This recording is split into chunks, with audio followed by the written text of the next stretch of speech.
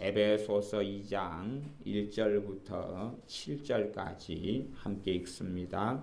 너희의 허물과 죄로 죽었던 너희를 살리셨도다. 그때에 너희가 그 가운데서 행하여 이 세상 풍속을 좇고 공중의 권세 잡은 자를 따랐으니 곧 지금 불순종의 아들들 가운데서 역사하는 영이라.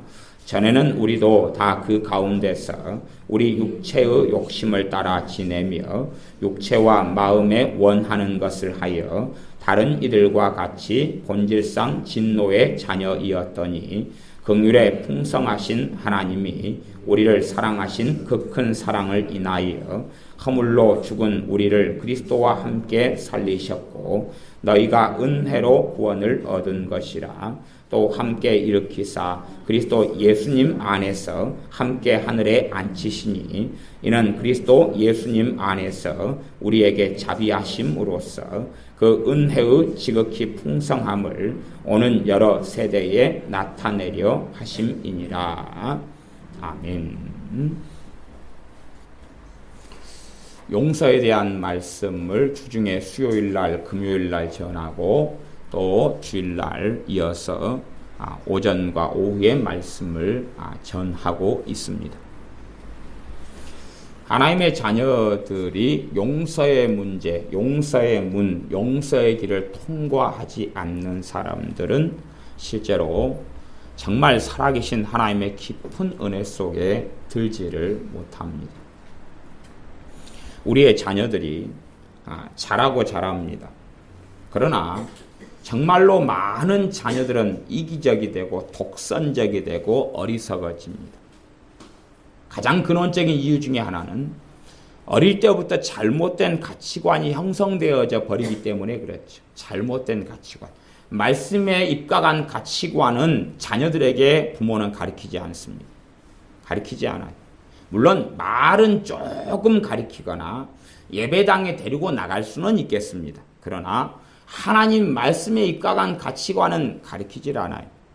가르치질 않고 부모의 행동을 통해서 마귀적인 가치관이 들어오게 하고 세속적인 가치관 속에 살게 해요. 세상의 가치관은 마귀의 가치관입니다. 세상의 가치관으로 내 자녀가 형성되고 만들어져 버립니다. 얘가 해달라는 대로 해줘요. 지가 누가 됩니까? 이 땅의 왕이 되고 통치자가 되지요. 가정에서 자식이 중심이 되면 그 자식의 80% 이상은 무조건 지옥에 갑니다. 먹는 음식의 중심, 반찬의 중심이 누구예요? 자식이 되면 그 자식의 80% 이상은 지옥에 간다니까요. 제가 80%도 적게 말한 수치입니다. 예배당에 데리고 나가고 기도해도 반찬의 중심이 아이가 되면 절대 안 되는 것입니다. 무엇을 원하면 사줘요. 중심은 너란 이야기지요. 그러면 그 아이가 예수님을 주님이라고 입으로는 말할지 몰라도 마음에서는 예수님이 주님이겠어요? 자기가 주님이겠어요? 자기가 주님이잖아요. 자기가 주님. 자기 중심이니까. 나는 예수님을 통해서 예수님을 이용해가지고 천국은 가겠다. 대신에 예수님을 주인으로 그분이 원하는 삶을 살지 않겠다.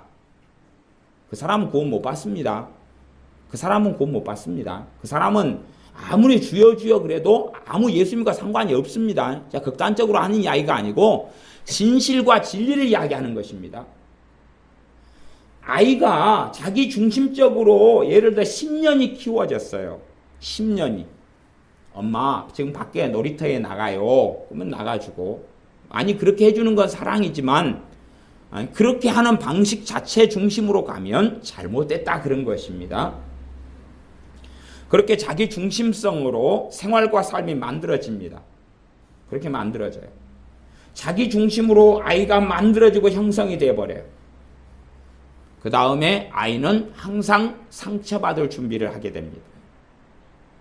내가 기대치가 있잖아요. 그래서 절대 제가 정말 부탁하건대 할머니 할아버지들은 절대 손주 키우지 마세요. 그게 사랑이 아닙니다. 그게 지옥에 보내버리는 것입니다. 절대 손주 키우지 마세요. 부탁하노니 할아버지 할머니들은 부모가 애들 키우는데 절대 관여하지 마세요. 털럭만큼도 관여하지 마세요. 그리고 최대한 뭔가를 손주한테 사주려면 물어보세요. 의사를. 부모한테. 에? 내가 지금 피자를 사주려고 그러는데 괜찮냐? 그러면 부모가 그렇게 이야기할 거예요. 어머니, 우리 애들 어제 피자 사주었는데요. 이틀 연속으로 먹으면 문제가 생깁니다. 심령, 마음적으로 문제가 생긴다고 이야기하는 것입니다. 그렇게 물어보고 상의하고 이야기를 하셔야 돼요.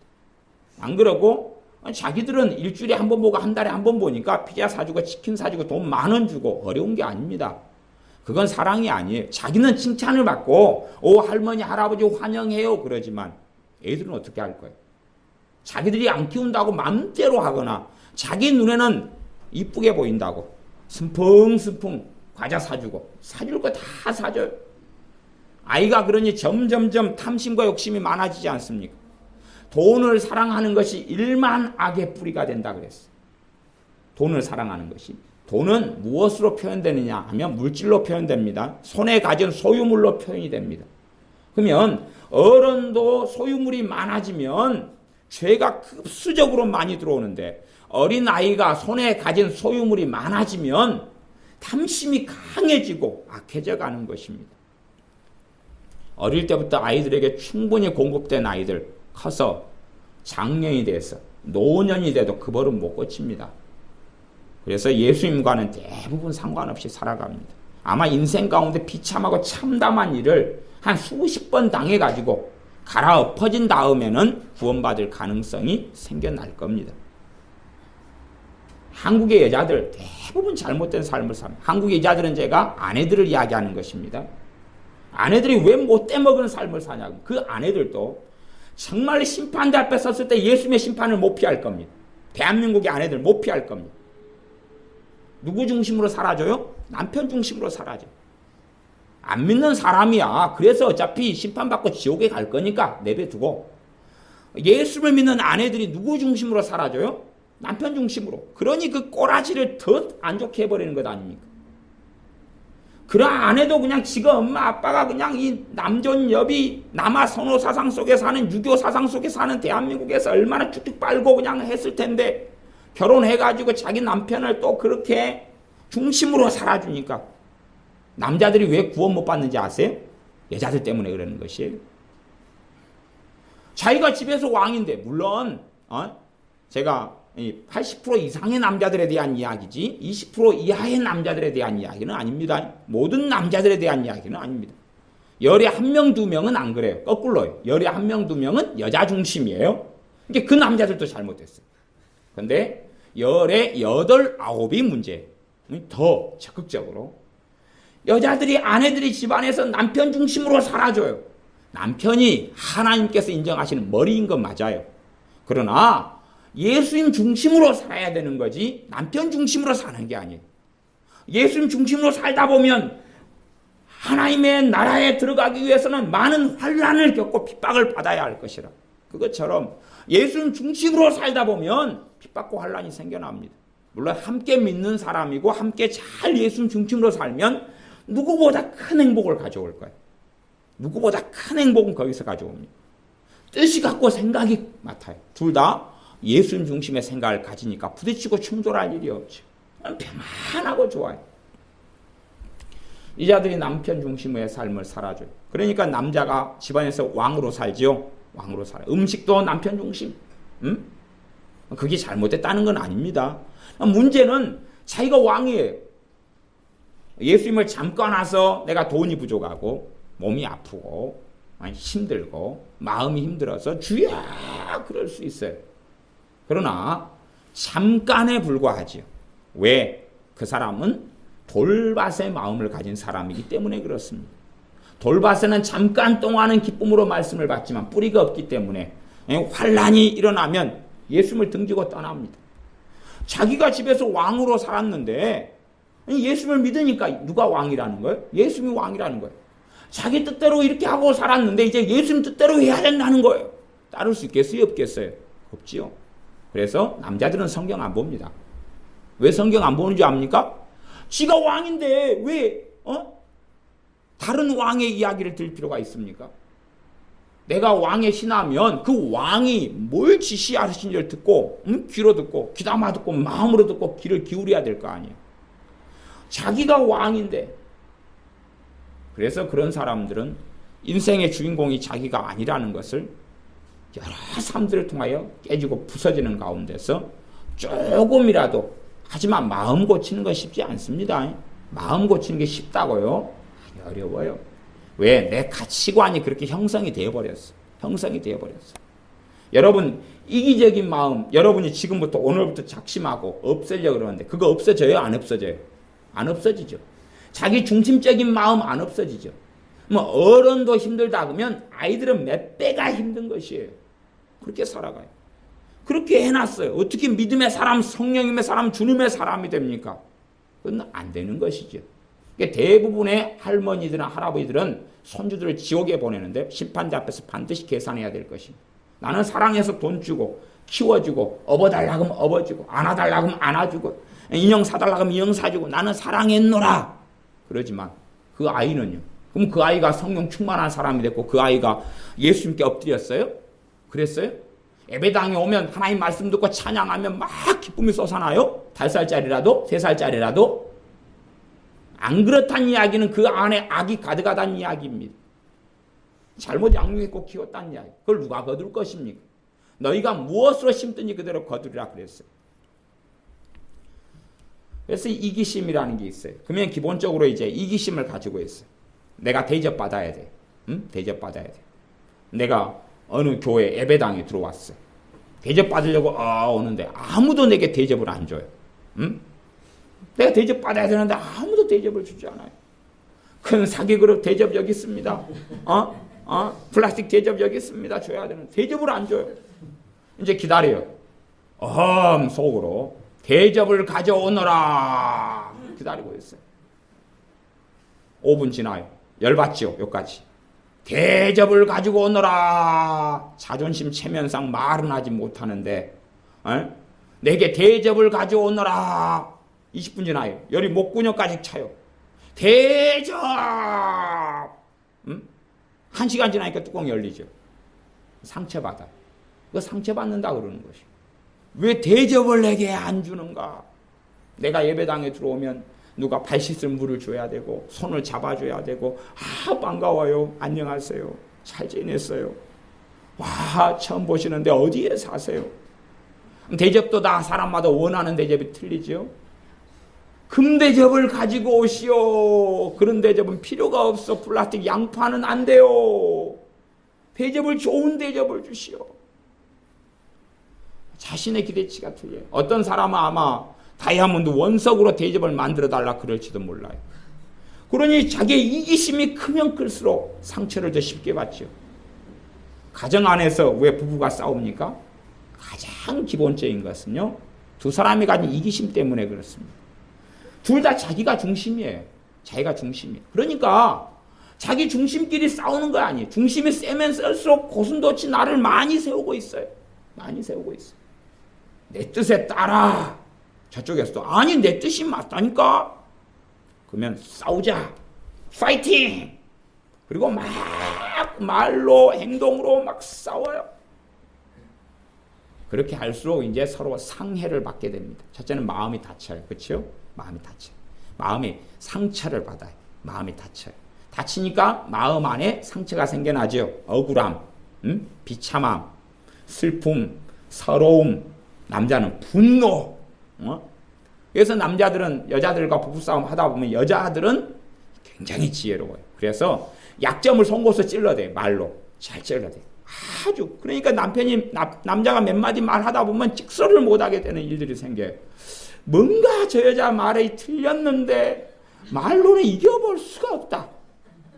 그래서 이씨 아니면 주먹을 못 들면 상을 엎어버리죠. 이씨 아니면 문을 닫고 나가죠. 요즘에 문 닫고 나가서 또 차문도 닫고 나가죠. 차문을 닫고 차 타고 그냥 획 나가버리죠. 그래서 술을 한 잔 확 들이키고 흘렁흘렁 들어온 다음에 왜 술 마셨냐? 그러니까 니 때문에 마셨다 그러죠. 뒤집어 씌우죠. 이제 너가 열받게 안 했으면 내가 왜 술 마셨겠어? 너가 성질나게 하니까 술 마셨지. 그리고 자기를 의롭게 만들어요. 합리화시키고 거룩하게 만들어주죠. 술을 3병 마셨더니 아주 거죽해지는 거예요. 상대방 죄 때문인 거죠. 100%. 이기심이 세면 셀수록 상처받아요. 지금 현재 우울증이 얼마나 증가되고 있는지 아시죠? 대가족 세계 속에서 옛날엔 살았어요. 우울증이 별로 없었어요. 핵가족으로 바뀌었지요. 지금은 우울증 걸린 사람은요, 거의 3명 중에 1명입니다. 3명 중에 1명이고요. 그 중에서 우울증이요, 만성으로 가는 사람들은요, 여러분이 그것을 이해하지 못하시지만요, 지금도 자살해 죽고 싶은 극심한 충돌, 이 안에 있는, 마음속에 있는 이러한 마음속에 죽고 싶은 충동 속에서 어쩔 줄 몰라 해요. 근근히 버티는 사람들 어마어마하게 많습니다. 젊은 애들 20살짜리 애들 우울증에 걸려서 다리만 지나가면 뛰어내리고 싶어요. 차를 운전하고 가면요, 이게요, 확 핸들을 꺾어버리고 싶어요. 이게 꺾어버리고 싶다니까요. 중앙선을 침범해서 그냥 확 들이받아버리고 싶어요. 거기에 동기만 하나 주어지면 행동을 옮길 수 있어요. 아까 상처받았고 열받았어요. 그러면 그냥 확 그냥 꺾어버리고 싶은 거예요. 더군다나 정말로 감사하게 그 원수 같은 마누라가 옆자리에 앉아 있어요. 그때는 더 꺾어버리고 싶죠. 중앙선을 확 꺾어버리고 싶어요. 우울증 걸린 사람들은 꺾어버리고 싶어요. 그런 충동을 느끼고 사는 사람들이요, 거의 5에 하나 가까이 됩니다. 대한민국에 사는 사람들. 제가 수치를 많이 말한 것 같지만 안 그렇습니다. 우울증하고 다르게 어떤 사람 분노 속에 그냥 미쳐버릴 것 같아요. 미쳐버릴 것 같아요. 머리가 팽팽팽 돌아버릴 것 같고, 목이 숨이 턱턱 막히고, 숨이 잘 안 쉬어지고, 중치가 막히고. 왜 그러냐 하면 상처받았기 때문에 그래요. 상처받았기 때문에 그래요. 상처받는 이유는 굉장히 많습니다만은 이기심 때문에 그렇습니다. 이기심 때문에 상처받아요. 주님께서 뭘 말씀하시냐 하면 누구든지 자기를 부인하고 나를 따르라. 자기를 부인해라. 내가 없어요. 상처받을 게 있어요, 없어요? 없지요. 없지요. 내가 있으니까 뭐가 있어요? 자존심이 있죠. 내가 3번 미안합니다, 미안합니다, 미안합니다 했어요. 그러면 3번 정도 했으면 저 사람이 오케이, 좋아요, 괜찮습니다, 이제 저도 그러면 좋게 대해줄게요. 그러는 것을 기대하죠. 근데 5번을 했어요. 죄송해요, 죄송해요, 죄송해요. 한 번만 용서해 주세요, 봐주세요. 케이크 여기 있어요, 튀김 여기 있어요, 사탕 여기 있어요, 여기 있어요. 상대방이 더 악하게 나와요. 그때 이제 슬그머니 숨겨놨던 뭐가 튀어나옵니까? 자존심이 튀어나오죠. 자존심이 튀어나와요. 여기다가 휘발유를 붓죠. 분노가 솟아나죠. 울분이 솟아나죠. 상처받았어요. 그래서 상처라는 것은 실제로는 내 옛자 때문에 생깁니다. 그래서 내적 치유나 상처 치유라는 것이 유익하고 좋은 점이 얼마간 있지만 많은 부분에는 안 그래요. 많은 부분에는 그렇지 않아요. 이게 심각한 문제들 속에 있어요. 더군다나 이제 상처받은 사람과 상처받은 사람, 이기적인 사람과 이기적인 사람, 이기성도 수준이 다 틀립니다. 저는 지금 하나님 말씀 앞에서 이기성을 이야기하는 것입니다. 하나님 말씀 앞에서 이기성을 이야기하는 거예요. 진리적인 부분에서요. 상처받은 사람과 상처받은 사람이 만나요. 그러면 서로 상처를 더 많이 건들 만한 자리가 있어요. 약점이 많아요. 상처받은 사람. 상처받은 사람 약점이 많아요. 안에 치유되지 않은 상처. 더군다나 그 상처가 뭐 때문에 받아요? 대부분의 경우는 이기심 때문에 받죠. 이기심 때문에 받아요. 자, 그러면 제가 문제를 하나 내볼게요. 여러분, 처녀 총각들은 기억하셔야 돼요. 부모를 공경하지 않는 남자들이나 여자들하고는 절대 결혼하지 마세요. 그러면 지옥에 갑니다. 부모를 공경하지 않는 남자, 여자하고는 절대 만나지 마세요. 아셔야 됩니다. 부모에게 효도하지 않는, 부모를 공경하지 않는 남자, 여자는 절대 만나지 마세요. 그런 사람과 만나면 비참해집니다. 물론 마마보이나 파파걸이나 또 비참해집니다. 그건 부모 공경이 아니라 부모에게 종속돼 가지고 독립을 못했다는 것이에요. 그 사람은 더 비참해집니다. 둘 다 비참한 것이에요. 부모를 공경하는 건 독립된 가운데 하는 것이에요. 그까지는 이제 굉장히 큰 과제물이니까 놔두고. 부모를 공경하지 않는다. 부모를 사랑하지 않는다. 그러면 봐보세요. 부모와 함께 20년을 살았어요. 부모를 공경하지 않아요. 20년 동안 뭘 받았겠어요? 상처를 받았겠죠. 상처를 받았겠죠. 봐보세요. 부모 공경이라는 것이요. 부모에게 원하는 돈을 주고 명절 때 되면 용돈을 주는 걸 이야기하는 게 아니에요. 그걸 이야기하는 게 아니에요. 그러니까 부모 공경은 기본적으로 둘이가 대화하는 걸 들어보면 돼요. 대화가 온건하냐, 부드럽냐, 아니면 대화 자체를 거절하느냐. 대화를 좀 10분 하면 엄마 그만두세요. 열받아 죽겠네. 이놈의 짓고서. 그러면 알만하죠. 용돈을 아무리 많이 드려도 그건 부모를 공경하고 있는 게 아니죠. 그런 상태의 사람은 항상 이제 상처를 많이 받았어요. 그죠? 상처가 많아질수록 분노가 많겠지요. 원망이 많겠지요. 아니, 아이들 때는 어리석기 때문에 무슨 상처를 받으면 자기 탓이라 그래요? 남 탓이라 그래요? 남 탓이라 그러겠지요. 부모 탓이라 그래요, 기본적으로. 당신 엄마 아빠 탓이에요. 내가 피자를 못 먹으면 누구 탓이에요? 엄마 아빠 탓이에요. 내가 공부를 못해도 누구 탓이에요? 엄마 아빠의 머리가 나쁘기 때문에 그래요. 아니면 집안이 평안할 날이 없으니 내가 어떻게 공부를 잘해요? 공부를 못하니까 엄마 아빠가 좋은 학교를 보내주지 않았기 때문에 그래요. 엄마 아빠가 공부를 안 가르쳐줬기 때문에 그래요. 비싼 과외 선생을 안 붙여줬기 때문에 그래요. 아니면 공부할 환경을 조성해주지 않았기 때문에 그래요. 엄마가 나를 짜증나게 하니까 내가 몰라 공부해. 엄마가 나를 짜증나게 했기 때문에 그래요. 모든 것을 핑계를 대는 것이. 핑계를 대요. 내가 지금 슬프기 때문에 그래요. 누가 슬프게 했어요? 엄마 아빠가 슬프게 했잖아요. 내가 왜 슬프게 했는데? 내 친구는 지금 비싼 핸드폰 최신형인데 나는 지금 구닥다리 폴더폰 쓰고 있잖아. 이것 때문에 내가 슬프지 않게 생겼어? 그러니 나는 슬퍼. 엄마 아빠가 나를 슬프게 했어. 내 친구는 용돈이 한 달에 3만 원인데 나한테는 엄마가 용돈 한 달에 10,000원밖에 안 주잖아. 그러니 나 서글프고 짜증나고 열받아. 그러니 내가 뭐일라 공부해? 그렇게 된단 말이야. 거기에서 20년을 살았어요. 얼마나 많은 쓰레기가 뱃속에 있고 거기에서 왜곡된 생각과 가치관이 많이 만들어졌는지 상상이 되세요? 그래가지고 20년 그렇게 살았어요. 응? 아까 20살에 결혼했어요. 그러면 무엇을 가진 사람과 살게 되죠? 어떻게 해야 될까요? 부모하고 평안한 가운데서 대화하고 교제하고 사랑을 나누지 않는 사람들은 절대 안 되는 것입니다. 물론 부모에게 종속돼 가지고 독립돼 가지고 살지 못하는 사람도 안 되는 것입니다. 정말 건강한 부모와 자식 간의 관계를 유지하고 있는 사람, 그런 사람이 정상적이에요. 그러지 않는 사람들은 이 안에 온갖 쓰레기를 가지고 있어요. 말하자면 상처를 많이 받아왔다 그 말이에요. 가장 큰 상처는 이기심 때문에 온다 그랬습니다. 자기 중심 때문에 온다 그랬습니다. 자기 중심 때문에. 상처의 현상은 많이 있어요. 상처 받았으니까 원망 생기죠. 상처 받았어요. 여러분 누가 여러분을 때리면 첫째 성질나지요. 분노가 생긴단 말이에요. 그렇죠? 분노가 생겨. 분노가 생겨. 왜 때려?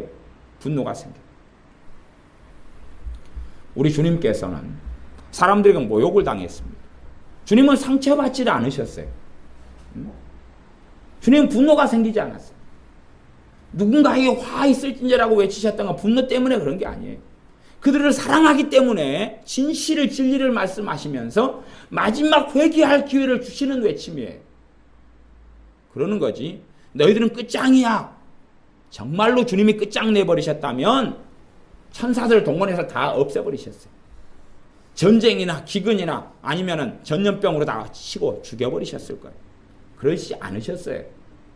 재앙이 있을 것이라고 외친 것은 너희가 지금 그 상태에서 그대로 있으면, 너희가 지금 회개치 아니하고 그대로 있으면 재앙이 있을 것이다라고 경고하시는 거예요. 경고. 최후의 통첩 같은 거예요. 회개할 기회를 주시는 거지. 막 성질을 하셔가지고 상처받으셔서 그러시는 게 아니에요. 주님을 채찍으로 사람들이 때렸어요. 그러니 주님께서는 기뻐하고 감사하셨어요. 왜냐하면 주님의 채찍에 맞으심으로 예수님 믿는 사람들이 병 치유될 대가를 지불하신 것을 아셨기 때문에 그래요. 몸엔 상처 받으셨지만 마음에는 기쁨이 생기셨고 감사가 생기셨어요. 그 대가를 치르시는 게 필요하셨기 때문에 그러죠. 우리는 상처받으면 원망이 있고 한이 있고 미움이 생기고 증오가 생기죠. 그래서 상처를 많이 받은 사람의 가장 기본적인 현상 중에 하나는 미움이 많다는 거예요. 미움이 많아요. 오해가 많아요. 오해가 많아요. 상처를 많이 받으면 생기는 게 오해입니다. 오해. 작은 일마다 오해를 해요. 왜곡을 하고 곡해를 해요. 객관적으로 보는 눈과 시야 자체가 없어져 버립니다. 이게 대부분의 많은 사람이 오해와 곡해를 가져요. 여러분 자신은 객관적이라고 생각하고 부부싸움을 하시지만 둘 다 오해하고 왜곡하는 가운데 싸우셔요. 그래서 꼭 심판을 두셔야 됩니다. 심판도 또 오해와 왜곡을 가지고 있으니 누구 손을 들어줄런지는 모릅니다. 그러니까 개싸움을 하시면 되겠어요. 닭싸움을 하시든지. 오해와 왜곡을 가져요. 상처를 받는 사람은 오해와 왜곡이란 건 색안경을 낀다 그 말이에요. 색안경을 꼈기 때문에 사건의 진실을 보지를 못해요. 그게 없어져 버립니다. 이미 색안경을 꼈어요. 색안경을 낀 걸로 눈을 수술을 해버렸어요. 아니면 우리 최입사님 같이 용접을 해버렸어요. 용접을. 색안경을 눈에 넣어가지고 용접을 해버렸어요. 그러니 이제 이것은 쉽게 고쳐지지가 않아요. 차라리 용접이면 산소 절단기로 어떻게 불어서 어떻게 할 수 있겠지만 이건 고쳐지지가 않아요. 색안경을 꼈어요. 똑같은 사건을 만났어요. 부부가 같은 말을 해요? 다른 말을 해요? 다른 말을 하죠. 똑같은 경험을 했어요. 같은 말을 해요? 다른 말을 해요? 다른 말을 하죠. 색안경을 껴버렸어요. 기호가 다른 것은 상관이 없어요. 커피를 마신 다음에 저는 에스프레소 같은 걸 마시면 저는 덕국물이라고 생각합니다. 그 다음 믹스커피를 마시면 맛있다 그래요. 그건 기호가 다른 거예요. 왜곡이 아니라 기호가 다른 거예요. 그런데 왜곡을 이야기해요. 왜곡. 어떤 일, 어떤 사건, 어떤 것에 대한 감정 서로 달라요. 대부분은 왜곡을 가지고 있기 때문에 왜곡은 곡해를 한다 그 말이에요. 그래서 색안경을 끼고 있는 것이. 그러니 안 싸울 수가 있어야 안 싸우죠. 안 다툴 수가 있어야 안 다투죠. 그러면 기본적으로 최소한의 응급조치, 나아가서 가장 중요한 조치는 무엇이냐면 용서입니다. 물론 얼토당토하는 것은 너무 많으니까 제가 왜 용서 이야기를 하기 전에 이기심 이야기를 먼저 하는지를 잘 기억하셔야 됩니다. 첫째는 용서를 하는 열쇠로 풀 수밖에 없지만 더 깊이 들어가면 회개라는 열쇠를 사용해야 됩니다. 그러지만 제가 뭔가를 알지 못하는 사람들에게는 용서를 먼저 이야기할 수밖에 없어요. 내가 이기심이 있어요. 이기심이 있어요. 그래서 내가 어느 교회 예배당에 갔어요. 이기심이 있으니까 대접받고 싶잖아요. 그치요? 대접받고 싶어요. 그래, 그랬어요. 물론, 이제, 온화한 표정으로 그랬는지 몰라요. 그랬는데, 1시간 예배 드리고 끝날 때, 그리고 집에 돌아갈 때까지 아무도 아는 체를 하지 않아요. 열받지요? 그래서 집에서 일단 열라면을 기본적으로 끓여 먹어요. 그러니까 이제 더 열받는 거예요. 그래서 한마디 하지요. 그놈의 교회는 사랑이 없네. 그놈의 교회는 사랑이 없네. 왜 목사님도 아는 체 하지 않아? 집사님도 아는 체 하지 않아? 권사님도 아는 체 하지 않아? 박사님도 아는 체 하지 않아? 어린 애 새끼들까지도 나를 아는 체 하지 않아? 상처받지요? 영역을 확대하면 확대할수록 상처를 크게 받아요. 사실은 누구 잘못이에요? 이분 잘못이죠. 이분의 미성숙함이에요. 이분의 미성숙함이에요. 요즘에는요, 누구를 알아주는 것을 더 힘들어하는 사람들이 많이 있어요. 아는 체 하지 말아라. 막 그러잖아요. 그래서 그랬는지도 몰라요. 왜? 그 교회에 누구가 지난주에 아는 체 했다가 그 양반이 왜 아는 체 해? 그리고 열받아가 소리를 쳤는지 몰라요. 그 전주에. 그러니까 다 성도님들이 다 쫄아가지고 눈치만 보고 있었던 거예요. 저분을 아는 체 해야 되는데 또 성질 낼까 무섭다 그랬는지 어찌 알겠어요. 근데 아는 체를 안 해줬다고 막 라면을 끓여요. 그래가지고 전화를 해요. 이제 목사님한테 전화해요. 당신네 교회는 사랑이 없다고.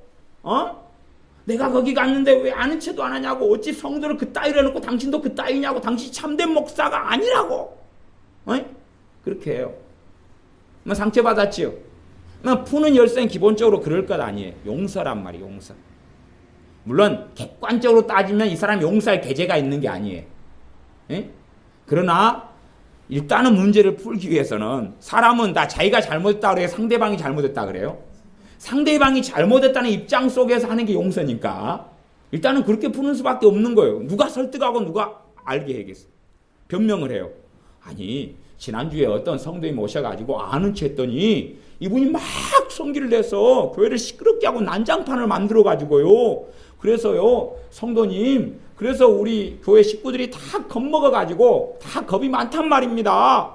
그래서 아는 체 하지 않았어요. 그러니까 이분이 뭐라 했어요? 변명하지 마시오. 그건 말이라고 하요. 그랬을 거 아니에요. 그래서 전화기를 투들어가지고 자기 전화기만 깨버렸죠. 그러니까 어떤 아무리 합리적이고 온당한 이야기와 진실한 이야기를 해도 이렇게 왜곡이 생긴 사람은 설득이 됩니까? 안 됩니까? 안 돼요. 나 죽었어 하는 수밖에 없거든요. 이 목사님이 아이고 죄송합니다. 우리가 왜 그리 사랑이 없을까요? 나부터 죽일 놈입니다. 그래야지 조금 화가 풀어져요. 이해하십니까? 그래야지 조금 화가 풀어져요. 이 양반이 뭐라 그래? 맞소 당신 죽일 놈이 맞소 그래요. 그리고 욕을 실컷 하고 전화를 끊은 다음에 그 목사 조금은 뭐가 된 것 같네 그래요. 근데 있는 그대로를 이야기해요. 지난주에 어떤 성도님이 와서 차해가지고 그랬습니다. 이해 좀 해주십시오. 뭔 놈의 이해예요. 이 목사가 거짓말까지 하네. 그러죠. 그러면 진실을 이야기해도 왜곡이나 세지죠. 진실을 이야기해서 왜곡된 사람은 해결이 안 되는 것이. 사랑은 허다한 허물을 덮느니라. 저는 참 옛날에 그 말씀이 어려웠어요. 사랑이 허물을 덮는다니 정말 어려웠어요. 이게 무슨 말인고 어디에 쓰는 물건인고. 아니 죄가 있으면 회개해야지 허물이 없어지는 거지. 죄가 허물이에요. 회개해야지 없어지는 거지. 누가 사랑한다고 그게 없어져? 이상한 성경이 다 있네. 이상한 말씀이 다 있네. 정말 오랜 세월 동안 10년 이상은 제가 해결이 안 됐어요. 이게 어디에 쓰는 물건인고 이게.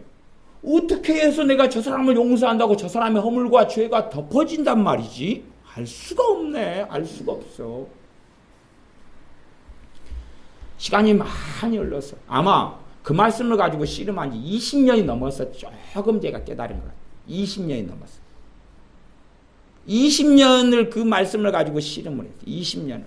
안 깨달아져요. 알 수가 있어야죠. 왜 모르냐 그러면 제 수준이 그걸 알 만한 수준이 안 되는 거예요. 제 수준이. 왜냐하면 정말로 사랑으로 그 사람의 허물을 덮어본 적이 없는 거예요. 제 수준이. 이해되세요? 제가 사랑으로 허물을 덮어본 적이 있으면 그 말씀이 그 뜻이군 하고 알지요. 제가 그렇게 사랑해 본 적이 없는 거예요. 그런데 어떻게 알겠어요? 그렇게 어떻게 알겠어요? 원수를 끌어안아 본 적이 없는 거예요. 그 길을 정말로 진실하게 그 길을 갈 때 누구의 사랑이 내게 임하고 역사해요? 주님의 사랑이 역사하고 있네요. 옆에다가 나의 자존심, 나의 알량한 몸 가지고 내 사랑을 해요. 부딪히는 거죠. 부딪혀. 왜곡된 사람의 왜곡을 녹이는 길은요. 예수님의 사랑 말고는 없는 것이. 근다고요. 안 녹아지는 사람도 대부분이에요. 성경을 안 보는 사람은 시편이나 잠언의 악한 사람들이 어떠한 종자들인지 모르시는데 잘 보시면 아실 수가 있어요. 성경을 보시는 분들은 시편에 얼마나 많이, 지금 시편 주간 성경 공부하고 있는 중입니다. 이번 주 문제는 꽤 어렵게 냈습니다. 지난주 문제하고.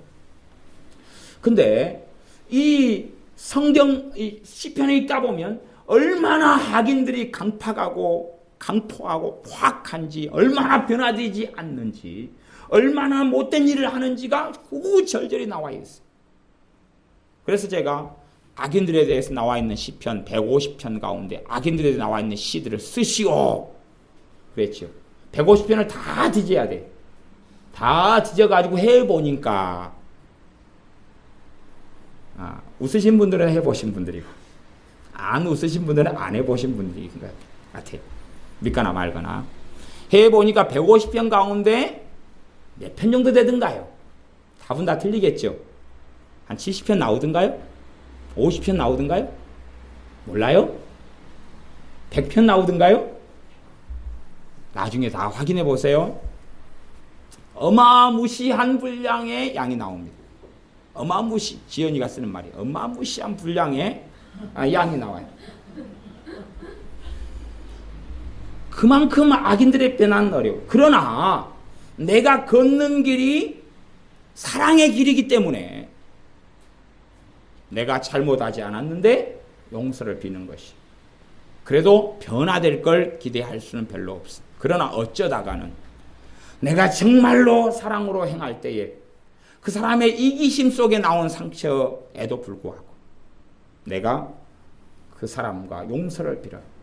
내가 그 사람에게 먼저 손을 내밀고 용서를 빌어요. 내가 먼저. 그때에 그 사람의 마음에 감동이 와요. 그리고 어떤 사람들은 악을 버리기 시작해요. 악을 버리기 시작해요. 어떠한 사람들은 자각하고 깨달아요. 양심이 작용하는 사람들은. 돌아놓고 보니까 지가 더 잘못했거든요. 아니요, 내가 더 잘못했어요. 그리고 마음이 온건해져가요. 그때에 그 잘못을 먼저 비는 사람이 예수님의 사람이라면 이 사람은 함께 예수님 믿어봅시다 하는 말에 아멘 그래요. 그래서 이 사람의 모든 죄가 예수님의 피로 씻겨지죠. 그것이 사랑은 허다한 허물을 덮느니라의 길 속에 있는 말씀의 뜻 가운데 하나예요. 내가 먼저 손을 내밀어도 상대방이 안 잡아줄 수 있어요. 잡아주는 걸 기대하는 건 아니에요.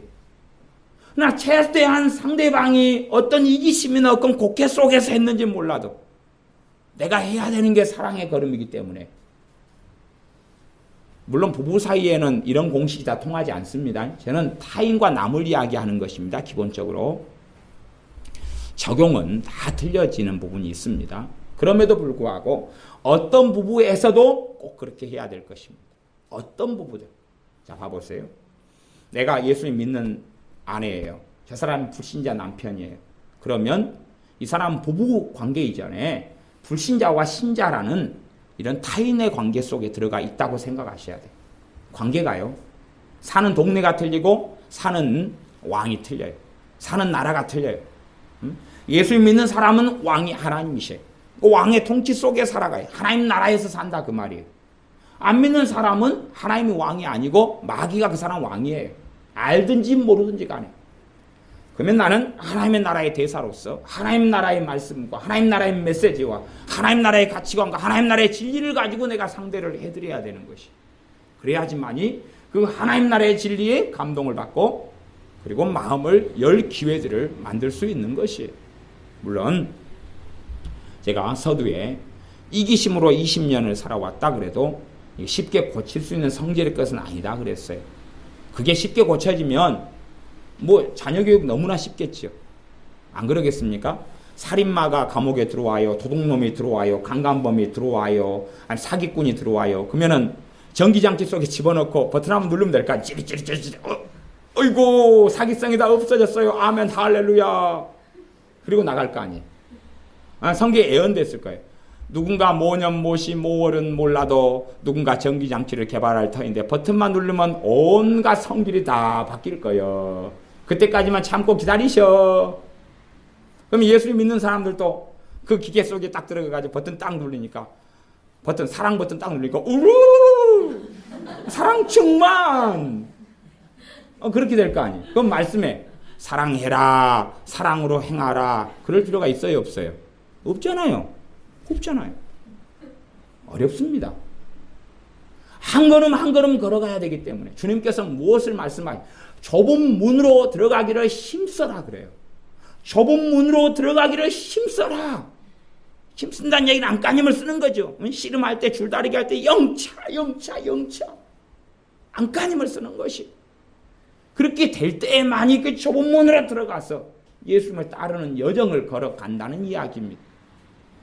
용서가 쉽지 않아요. 용서가 쉽지 않아요. 이기심에서 생겨난 것이라도, 그래서 여러분들 가운데 용서하지 못하는 많은 경우는 여러분의 이기심 때문에 오는 것입니다. 여러분은 많이 왜곡되어 있다는 이야기, 많이 곡해되어 있다는 이야기. 속상한 것이 많을수록 왜곡과 곡해는 엄하게 많습니다. 하지만 그 진실을 알려면 여러분은 자라나야 돼. 여러분이 믿음이 성장하고 자라나야지만이 그 왜곡이 많이 벗겨지고 비늘이 벗겨지고 없어져요. 그러나 자라기 전까지는 벗겨지지 않아요.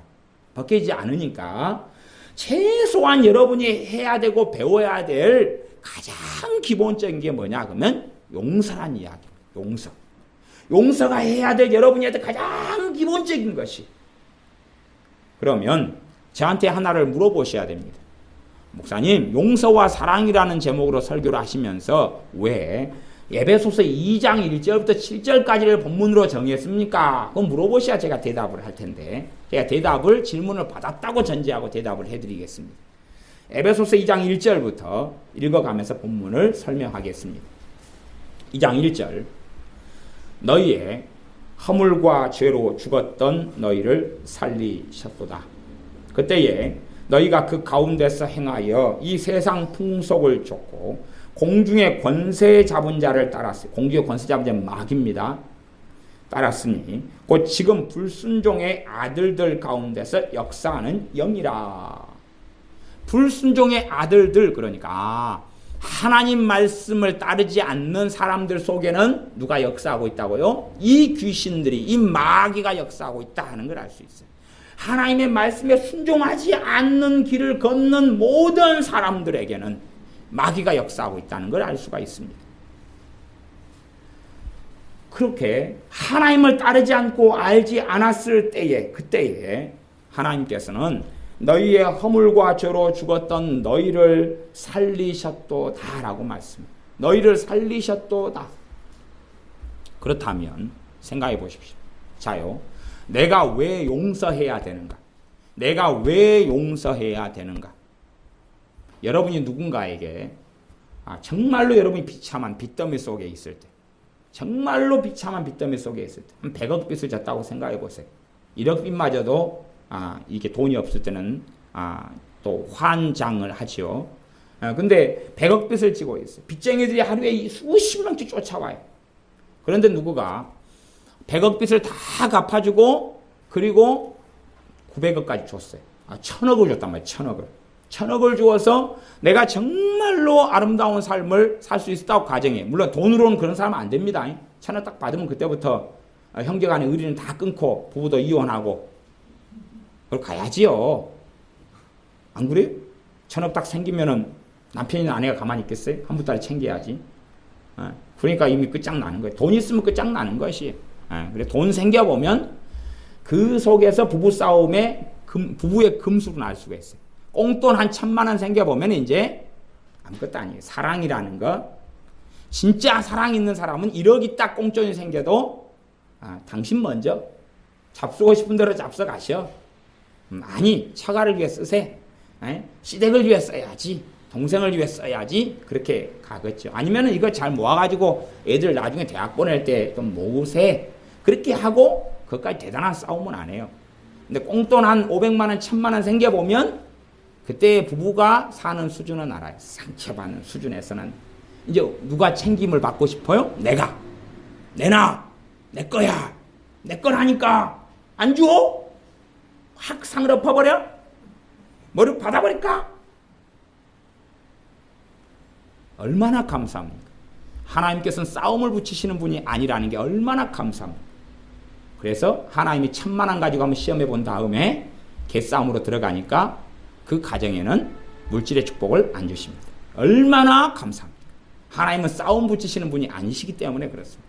괜히 꽁돈 줘가지고 쌈박질을 할 일이 있습니까? 꽁돈 줘가지고 개싸움이 일어날 일이 있습니까? 얼마나 감사합니까? 하나님은 꽁돈을 그래서 거의 안 주십니다. 꽁돈 주실 때 되면 일단 작은 액수를 가지고 시험을 해보십니다. 하나님은 지혜로우신 분이기 때문에 그것을 가지고 개싸움으로 안 들어가면 조금 더 주시고 개싸움으로 안 들어가면 좀 더 많이 주시는 하나님이신 지혜로우신 하나님이십니다. 그래서 꽁돈이 생겨보면 그 부부가 살아가는 수준은 알 수가 있어요. 부부가 살아가는 수준. 아이도 마찬가지입니다. 아이의 수준에 공짜 돈이 생겨보면 아이 수준은 드러나는 것이. 공짜 돈이 생겨나면 먹고 노세, 젊어서 노세, 그리고 쇼핑하러 다니고 뭐 먹고 다니고 그러면 얘 수준은 뻔한 거구나 알 수가 있지요. 하나님께서 우리를 용서하셨어요. 자, 하나님이 우리를 용서하셨어요. 그러면 내가 그 용서를 정말로 받았다.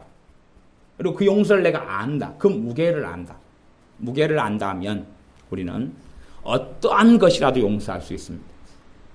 용서라는 게 뭔지 아십니까? 용서는요, 상대방이 내게 저질렀던 일을 무효로 만드는 것입니다. 무효로 만드는 것이.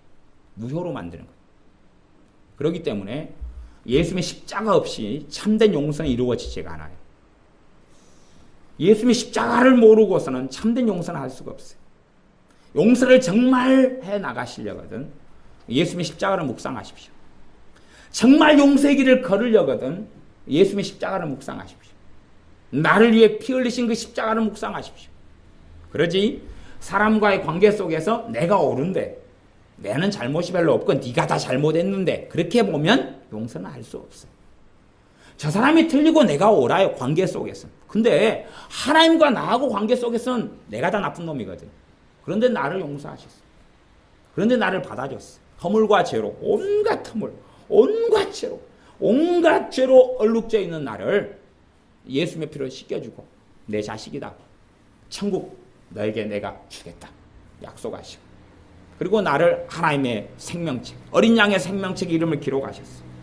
그것을 아는 사람, 그것을 믿는 사람은 용서의 길을 걸을 수가 있어요. 모르는 사람은 못 걸어요. 진정한 용서는 예수님의 사람만 할 수 있어요. 진정한 용서는 예수님의 사람만 할 수 있어요. 그렇지 않은 사람은 못해요. 할 수 없어. 그래서 용서라는 과제가 하나 나타났을 때에 그가 이제 진정한 예수님의 제자로 살 것인지 아니면 그저 그렇게 살다가 인생을 마감할 것인지 하나님의 은혜의 문을 닫아버릴 것인지 활짝 열린 대로처럼 열어놓을 것인지 활짝 열어놓을 것인지. 전에 최권능이라는 일제시대 때 목사님이 계셨어요.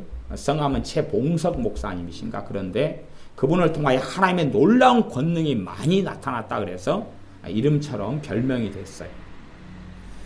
그분이 일제시대 때 예수님을 전도하는 것을 일본 사람들이 못하게 했어요. 못하게 했어요. 왜냐하면 하나님 나라의 가치관이 들어가 버리면 일본 애들이 제국주의 가치관을 식민지로서 이 한민족에게 심어넣는 것에 극심한 차질이 생겨요. 내선 일체라든지 있잖아요. 그러니까 기독교가 전파되고 예수님이 전파되고 믿음이 전파되는 것을 일본 사람들이 극심하게 반대해서 적그리스도에서 마귀 앞잡이로 행했어요. 일제시대 때. 예수님을 전도했던 사람들을 잡아다가 가두고 무너뜨리고 고문하고 죽이고 그랬어요. 전도를 이 최권능 목사님, 최봉성 목사님이 하시니까 일본 사람들이 잡아가 핍박도 많이 했어요. 그래서 그분을 때렸어요. 고문했어요. 고문하고 채찍으로 때렸어요. 때릴 때마다 그 목사님이 예수천당 불신지옥 그랬어요. 근데 지금 현재의 어떤 서울역 앞에서는 어디서나 예수천당 불신지옥 하는 사람들은 뱃속에 있는 것이 100%는 아닙니다. 대부분이 그래요. 정죄입니다. 정죄. 사람들에 대한 정죄로서 외치는 거예요. 최봉성 목사님이 외친 것은 정죄가 아니라 자기를 고문하고 때리는 그 순사에 대한 복음이고 사랑이에요. 똑같은 단어인데 틀려요. 그러니 그분이 예수천당 불신지옥에는 누가 역사요? 성령 역사하고요. 대부분 노방전도 하면서 예수천당 불신지옥 그러는 거야. 자기는 의롭고 너는 나쁜 놈이에요. 너희는 다 지옥 가고 나는 천국 가 나는 하나님이라고 있어 하는 정죄예요. 성령 역사를 안 해요. 그러니까 들으면 기분 나빠지는 거예요. 들으면 성질 나고 들으면 짜증 나요. 똑같이 전도를 하더라도 많은 사람들이 이제 정죄하면서 전도해요. 정죄하면서 예수천당 불신지옥. 이게 듣기가 싫은 거예요.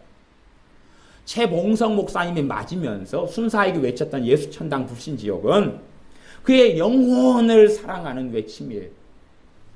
그러니까 이 순사 양반이 계속 때리고 고문하다가 도대체 당신은 왜 내가 고문할 때마다 그렇게 예수님이 튀어나오냐고 그랬어요. 정죄로 했다면 순사는 더 열받았을 건데 열받은 게 아니에요. 왜 그러냐 그러니까 내게는 예수님이 꽉 차 있어서 어디를 건들든지 예수님이 나온다 그랬어요. 예수님의 성질? 예수님의 분노? 예수님의 짜증? 예수님의 사랑이죠.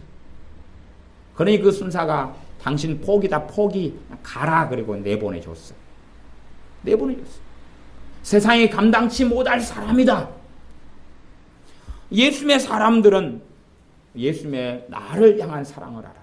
나를 어떻게 용서해 줬는지를 알아요. 믿음이 성장할수록 나를 어떻게 용서하셨는지를 알아요. 여러분이 믿음이 예수 믿는 믿음이 성장하지 않으시면 여러분을 얼마나 더 사랑하셨는지를 잘 몰라요. 어릴수록 부모가 자기를 어떻게 희생하면서 사랑한지를 모르잖아요. 기저귀 치워주죠. 밥 해 먹이죠. 밥만 1년에 3끼씩 먹이는 것도 보통 일이 아니잖아요. 그게 사랑이에요. 그게 사랑. 1년에 밥 3끼를 먹이는 게 사랑이에요. 그런데 그것을 어릴 때는 당연한 듯이 알아요. 이기적으로 키워놓을수록 당연한 듯이 알아요. 당연한 거 아니거든요. 빨래 해주는 거 당연한 게 아니고 머리 깎으라고 그냥 제 어머니도 그러셨는데 물론 또 그분은 몇 번 안 그랬다고 자꾸 그러시는데 여러 번 그러셨어요. 바가지를 갖다가 머리에다 얹어놓고 검은 큰 가위로 이렇게 둘레를 이렇게 자르셨어요. 이렇게. 우린 재능이 다 없으셔가지고 바가지를 딱 얹어놓고 바가지에 맞춰서 이렇게 잘라야 되거든요. 앞머리를. 바가지를 안 맞추면 이렇게 조금씩 올리다가 선이 틀리잖아요. 올리다가 딱 헷가닥 넘어가 버리면. 그런 일이 이제 좀 있은 다음에 그 다음 바가지를 얹으셨어요. 그것도 사랑이다 그 말이. 사랑이다. 머리를 다듬어주고 깎아주고 하는 게 사랑이에요. 왜 더럽냐 지저분하다. 그리고 까마귀가 보면 할아버지 그러겠다. 그리고 제가 일찍부터 까마귀 할아버지가 됐어요.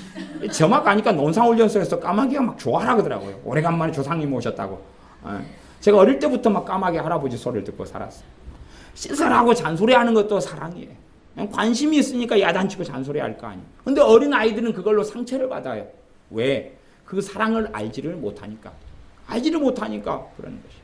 어른들은 사랑하면 물론 그렇게 해서는 안 됩니다. 언젠가는 제가 자녀를 노엽게 하지 말라라는 제목으로 설교를 언젠가는 해야 될 거다 제가 생각하지만 자녀를 사랑한다는 명목 속에 나는 장난을 쳐요. 장난치는데 아이에게는 장난이 아니죠. 날아온 짱돌이고 돌멩이에요. 맞고 깨구리기 때문에 깨끗하게 해요. 갖고 상처받고 울고 서럽고 그래요. 애 수준이 미달이기 때문에 그러죠. 미달인 애에게는 미달에 맞춰서 양육을 해야 돼요. 그래서 너무 열받게 하거나 너무 막 건들면 안 돼요. 나는 사랑하고 이뻐가지고 야 이 돼지 콧구멍 같이 생겼다 그리고 했더니 그냥 애가 그 다음에는 그 돼지 콧구멍이래 그리고 이뻐가지고 그냥 부모 입에서는 되는 대로 나온 건데 할아버지 할머니 입에서도 너무 이쁘면 장난을 치거든요. 네 다리 밑에서 주워왔다 건들고 싶어가지고. 근데 애는 그거 듣고 다음날 저녁 되니까 어이가 없어요. 어디 갔냐 했더니 다리 밑에 가서 있어요. 나는 여기서 엄마 아빠 만날 거야. 그러니까 애들은요 그 사랑을 받고 살아도 잘 몰라요. 모르니까 커야지만이 알아요. 엄마들은 그렇잖아. 애 낳고 난 다음부터 자기 엄마의 친정엄마의 사랑을 안다. 그런 우리나라 말도 있잖아요. 그것처럼 성장하고 자라가야지 알아요.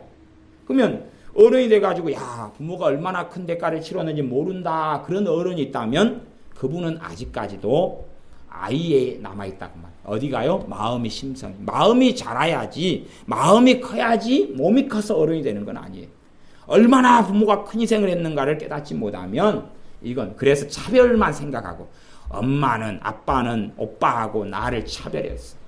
딸은 미워하고 그래서 자기한테 밥 안 줬는가 물어보세요. 어쩌다가 밥 안 주고 쫓아냈지만은 다 밥 같이 줬어요. 먹기는 자기가 더 많이 먹었으면서. 그래놓고 그리고 자기 엄마 품에 자기가 더 오래 남아 있었어요. 그냥 오빠는 그냥 일찍 그냥 간다고 떠나버리고 자기는 그냥 막 30살까지 붙어 있었으면서. 그랬으면서 엄마는 그것도 꼭 친정 엄마 근처에다가 집어넣어가지고 결혼해가지고 맨날 가서 자기 애들 맡기면서 엄마는 나만 미워했어. 변태지요. 근데 어리기 때문에 그래. 어리기 때문에 그래. 어리기 때문에. 성장하고 나면 사랑을 알아요. 정말로 예수님의 사람들은 예수님의 사랑을 그만큼 알수록 누려요. 알수록 누리는 것이. 그 사랑을 내가 아는 사람들 알기 때문에 받았기 때문에 하는 게 용서의 길이에요. 예수님의 사람들이 용서의 길을 걷지 않고 용서의 길에서 포기하고 멈춰버린다면 그 사람은 거기에서 멈추는 거예요. 거기에서 주님의 사랑을 별로 누리지 못해. 주님의 사랑이 오면 나를 변화시켜. 주님의 사랑이 오면 내 심성과 삶과 인생을 변화시켜. 주님의 사랑이 나타나면 변화시켜. 사도 청년 사울을 변화시킨 것이 주 예수님께서 변화시키셨는데 그분의 사랑이 그를 변화시키셨던 거예요. 그러니 그가 성령의 감동을 통해 에베소 2장에 이렇게 기록해 놓는 것이 허물과 죄로 죽었던 너희를 살리셨다. 그러면서 2장 2절은 너희가 이때 정말로 마귀만 따라 살았다 그랬어요. 하나님께 회개했더니 너희를 살리셨다 그게 아니고요. 너희가 마귀만 불순종의 아들까지 역사하는 그 영, 이 세상의 악한 영 마귀를 따라서 살았는데 그때는 너희를 위해 죽었다고 그래. 너희를 사랑해서 너희를 위해 죽었다 예수님께서 라고 말씀합니다. 2장 3절 전에는 우리도 다 그 가운데서 우리 육체의 욕심을 따라 지내며 우리가 우리의 욕심 때문에 마음대로 했다 그 말입니다. 육체와 마음에 원하는 것을 하여 다른 이들과 같이 본질상 진노의 자녀이었더니 하나님의 진노를 받을 수밖에 없는 지옥에 갈 수밖에 없고 심판받을 수밖에 없는 우리였다. 그때 4절 긍휼에 풍성하신 하나님이 우리를 사랑하신 그 큰 사랑을 인하여 긍휼은 불쌍히 여기는 거야. 하나님이 정말로 우리를 짠하게 여기고 불쌍히 여겼어. 정말 지옥에 가야 되고 죄를 너무나 많이 짊어지고 감당할 수 없는데 그리고 지옥에 갈 수밖에 없는데 불쌍하다 짠하다 내가 사랑해야 되겠다 이들을 끌어안아야 되겠다 그리고 예수님의 십자가에 죽게 했다는 이야기입니다. 허물과 죄로 온갖 더러움으로 얼룩져 있는데 나를 사랑하셔서 그러셨다는 이야기. 5절 허물로 죽은 우리를 그리스도와 함께 살리셨고 너희가 은혜로 구원을 얻은 것이라. 하나님의 은혜를 내게 베풀어 주셨어. 나를 용서해 주셨어. 먼저 하나님 용서해 주셨어. 하나님 용서해 주신 것은 내가 하나님께 용서 구하고 회개하기 전에 십자가를 세워놓으시고 피를 흘리신 거예요. 우리 주 예수님께서 먼저 용서해 놓으셨고 그 용서에 초청하신 거예요. 용서해 놓으셨어요. 이리 와라. 그래서 누려라.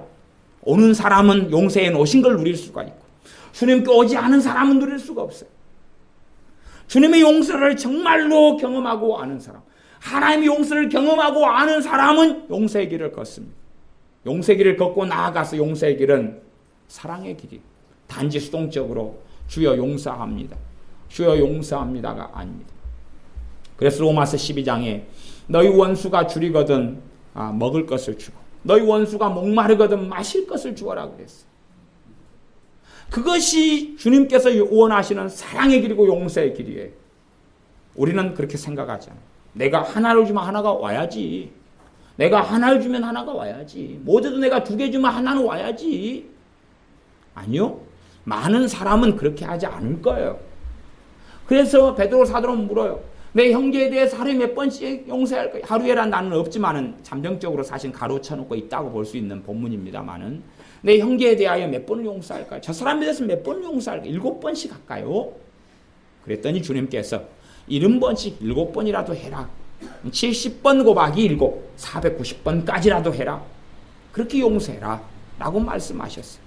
우리가 걷는 용서의 길이 사실은 한 사람에 대해 490번이다. 무한하게 용서해 걷는 길이에요. 어떤 면에서는 하루에 490번이라고도 해석하고 번역할 수 있어요. 많은 주석가들은 그렇게 하루라는 단어가 없지만 문맥상으로 하루에 490번이라고 해석할 수 있다. 그렇게 되어져 있는 주석들을 제가 보았습니다. 6절 또 함께 일으키사 그리스도 예수님 안에서 함께 하늘에 앉히시니 하나님 나라의 신분을 주셨고 하나님 나라의 시민권을 주셨다는 이야기. 영주권, 미국의 영주권 하나 따는 것도 정말 보통 일이 아니잖아요. 이민 가신 분들 영주권 때문에 얼마나 큰 고통을 하는지를 듣고 보았습니다. 하나님 나라의 시민권은 미국의 영주권하고는 상상할 수 없는 것입니다. 그런데 그것을 내가 아무런 대가, 아무런 희생, 아무런 자격이 없는 내게 베풀어 주셨어요. 예수님의 이름을 불렀다는 것, 예수님을 마음으로 믿었다는 것, 예수님을 믿고 찾았다는 것, 그 하나만으로도. 7절 이는 그리스도 예수님 안에서 우리에게 자비하심으로써 그 은혜의 지극히 풍성함을 오는 여러 세대에 나타내려 하심이니라. 그 은혜의 지극히 풍성함. 사실은 그러면 내가 용서가 어렵다는 이야기는 나는 그 은혜의 지극히 풍성함을 제대로 알지 못하고 있다는 사실이에요. 제가 생각할 때 3층에 있는 의원이는 회개해야 돼. 반드시 회개해야 돼. 물론 우리 및 주원이도 회개할 것이 좀 사실은 많아요. 왜냐하면 제가 1,000원짜리를 줬어요. 이렇게 1,000원을 줬어요. 그러면 별로 감사를 안 해요. 그냥 뜨뜻무지근하게 인사하라 그러니까 감사합니다 그래요. 그러다가 제가 100원짜리 5개를 짤랑거리면서 야 바꿔줄게. 그거 딱 바꿔주잖아요. 500원을 제가 거슬러 이제 1,000원짜리를 제가 받고 지폐를 받고 500원을 줘요.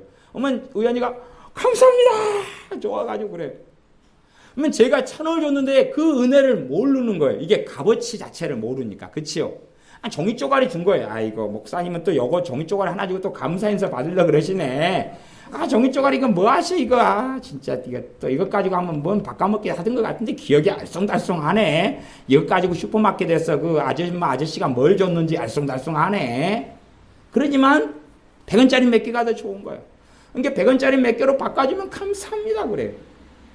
그러니까 1,000원의 가치를 아직은 모르니까 그래요. 나중에 알게 되면 걔는 반드시 기억해야 될 거예요. 제가 1,000원짜리를 여러 번 많이 주었다는 사실을. 근데 1,000원짜리만 제가 계속 해주면 얘는 가치를 잘 모르니까. 그러니까 감사도 시원찮게 하죠. 근데 예수님 믿는 우리가 그것보다 훨씬 더 지독한 사람들. 왜 지독한 사람들이냐 그러면 예수님이 나를 위해 흘리신 그 피가 무엇인지를 몰라요. 그분이 내게 준 용서를 하는 게 어떤 용서인지를 몰라요. 내가 선해서 용서한 것도 아니고 회개해서 용서한 게 아니에요. 그렇게 성경을 알고 있는 사람들은 아직 잘 모르는 분들입니다. 그것은 2부예요. 2부. 내가 회개해서 용서하시는 건 2부고 1부는 회개하기 전에 용서하신 거예요. 그게 1부입니다. 그건 복음의 기초예요. 회개하기 전에 하나님을 찾기 전에 용서해 놓고 무엇을 통해 십자가를 통해서 피 흘려 놓고 그리고 그리 와라는 것이 초청하신 거예요. 와라는 것이. 그 용서를 모르는 사람들은 용서의 길을 못 걸어요. 여러분이 어떤 사람을 1,000번을 용서해요. 그가 돌이키지 않아요. 10,000번을 용서하면서 끌어안고 가요. 주님 앞에 섰을 때 영광의 면류관을 쓰게 될 것입니다. 그걸로 인하여 주님은 너가 나를 알았다고 말씀하실 거예요. 내가 어떤 사람을 500번을 용서해요. 그런데 501번째 만나서 내 뺨을 쳐요. 그때 칼을 갈아 죽일 거야.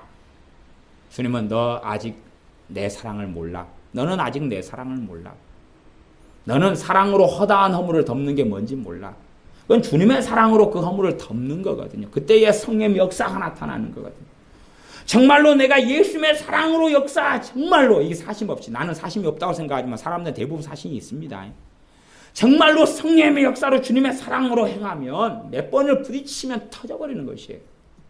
몇 번을 그 사랑으로 하면 변화가 나타나기 시작해요. 진짜는 그렇습니다. 그래서 이 하나님의 어떤 세상 법이라도 이 하나님의 사랑을 금지하고 막을 수가 없다 그랬습니다. 막을 수가 없어요. 금지할 법이 없다 그랬어요. 이 성령의 9가지 열매들에 대해서 금지할 법이 없다 그랬어요. 내가 정말로 예수님의 사랑으로 행하지 않기 때문에 내 알량한 사랑, 내 인격. 물론 인격으로 행하시려면 저보다는 훨씬 위대하셔야 됩니다. 배를 더 많이 나오게 하시라고. 뒷짐지고 인격으로 내 아주 보잘것없는 인격으로 행하니까 거기에는 감화 감동이 나타나지 않아요. 내 인격이라는 게 건들면 그냥. 그래서 까칠한 사람들은 아내가 상처를 많이 받은 사람들이 까칠해요. 이기적일수록 까칠해요. 내 생각과 주관이 세죠. 무슨 말만 하면 콱 찔러요. 꼬투리를 잡아가지고 콱 찔러요. 전체 내용을 받기보다는 찔러요. 그래서 갑옷을 상시 준비해야 돼. 갑옷을. 신앙생활, 교회생활 할 때 조직의 쓴맛을 안 보려면 갑옷을 상시 구비해야 돼. 찔러도 그냥 방패로 막고 믿음의 방패로 팍 막아요. 찔르니까 상시 시비를 걸고 꼬투리를 걸거든요. 공격을 해. 남자들은 시비를 걸다가 안 되면 그냥 폭력을 행사하기도 해요. 그래서 주님의 사랑을 아는 사람, 은혜의 지극히 풍성함을 오는 여러 세대에 나타내려 하십니다. 근데 내가 은혜의 지극히 풍성함을 몰라요. 왜요? 내가 용서의 길을 걸을 때 그 베일과 비밀은 벗겨져서 내가 물밀듯이 내가 누리게 되는 것이거든. 내가 용서의 길을 걸을 때 누릴 수 있는 것이. 용서의 길은 전혀 용서할 가치가 없는 사람을 끌어안고 가보는 것이에요. 1000번도 10,000번도 해가고 가보는 것이. 누구의 사랑으로요? 예수님의 사랑으로. 여러분 인격으로 하시면요. 여러분 인격으로 할 때는 성길 나요. 그러면서 자기는 또 의로워지죠. 나는 이렇게 고상한데 이놈이 나쁜 놈이여. 근데 내 인격으로 사랑하는 게 아니에요. 여러분 인격이 뭐 대단하고 뭐 거룩합니까? 예수님의 사랑이 아니면 용서의 길은 걸을 수가 없습니다. 여러분들이 용서의 길을 반드시 걸으시기를 바랍니다. 나아가서 여러분이 성장하면 내 이기심 속에 상처받은 것이 얼마나 왜곡되어 있고 얼마나 어그러져 있는가를 그때는 좀 알게 되실 겁니다. 여러분이 용서를 여러분이 잘못하지 않았는데도 손을 먼저 내밀기도 하고 내밀어도 상대방이 거절하면서 더 억울하게 할 수 있어요. 누구 앞에서 용서하는 것입니까? 하나님 앞에서 그 길을 걷는 것이. 하나님께서는 갚아주시는 것입니다. 하나님은 갚아주셔요. 시편 34편인가 다윗이 그렇게 했지 않습니까? 자기 원수들 때문에 그들이 병들었을 때에 정말로 금식하면서 기도해주고 그랬어요. 그랬더니 하나님께서 내 기도를 내 품으로 돌려주셨다 그래요. 내가 그들을 위해서 했던 기도를 하나님이 나중에 내가 어려울 때 그 기도를 나한테 나를 위한 기도로 나를 위한 응답으로 바꿔주셨다고 하는 것이. 내가 정말로 내 원수들을 위하여 때론 금식하고 때론 울부짖고 통곡하고 간절히 기도할 수 있느냐? 그러면 내가 용서 정말 하고 있느냐, 그를 사랑하고 있느냐를 알 수가 있어요. 내가 정말로 사심없이 그의 영혼을 위하여 하나님께 부르짖어 기도할 수 있느냐? 그렇게 사랑해 가다 보면 용서라는 차원보다 훨씬 더 깊은 차원을 보게 되고 만나게 됩니다. 사랑이라는 차원이 용서를 넘어서서 사랑이라는 걸 보게 됩니다. 우리의 삶 속에서 반드시 용서는 통과해 가면서 더 적극적으로 사랑할 수 있는 예수님의 사람들이 되시기를 바랍니다. 기도하겠습니다. 아버지 하나님, 우리가 우리의 삶 속에서 내 이기심 때문에 무수히 많이 상처받고 상대방을 탓하며 원망합니다.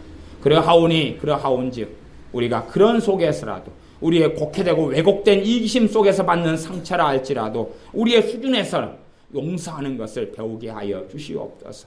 더 나아가 믿음이 성장하고 주님을 더 알게 될 때에 우리의 왜곡과 곡해가 벗겨지게 하여 주시고 또한 우리가 애매히 고난을 당하여도 참고 축복하며 용서하며 사랑하며 걸어가는 예수님의 사람들이 되게 도와주시옵소서. 내 사랑으로는 사랑할 수 없사오매 주님의 사랑을 받아 주 예수 그리스도의 사랑으로 용서하며 사랑의 길을 걷는 주 예수 그리스도의 제자들이 우리가 되게 하여 주시옵소서. 예수님의 이름으로 기도하옵나이다. 아멘.